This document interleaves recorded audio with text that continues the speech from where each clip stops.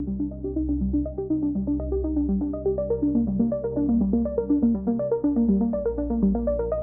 we have dozens and dozens of people like that. And in order for them actually to get what they're asking for, if you hear the members of the Senate and Congress talk about what they're wanting to get, which are information on the actual craft, the bodies of extraterrestrial beings that we have, the technologies that have been reverse engineered, meaning we've studied these craft since the 40s, and now we have man-made craft that go up and around.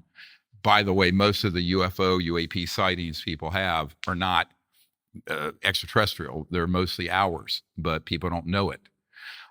For example, so all of that, we know where these are. Now, the Disclosure Project has about 70 top secret guys who've already come forward. If you go to my YouTube channel, you'll see their testimony.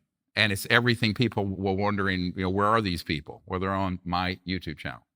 But those are people who are not currently in the system or were not in a very long-term situation, except for a couple of them.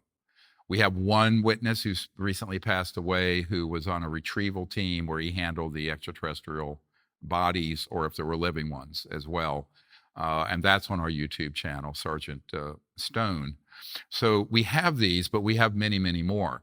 And so for this to actually be done officially under oath is going to require a mechanism that they haven't yet completed. And I don't know if they will. I'm a little concerned. The Senate Majority Leader and others have put together a bill that would make all this go to an external panel. And the external panel would be a bunch of alleged experts. And normally, if you look at the history of the subject, the Robertson panel of 1953, the Condon Committee of 1969, every time something like that is set up, it's actually infiltrated by corrupt interests that want to keep this secret, and they come up with a predetermined conclusion, which is more the cover-up government. Remember, there are two governments. There's the government that you all know about from your civics lesson, and there's a illegal secret government operating. And this is why people like the chairs and the co-chairs of the Senate Intelligence and Armed Services Committee keep asking for information because they don't have it.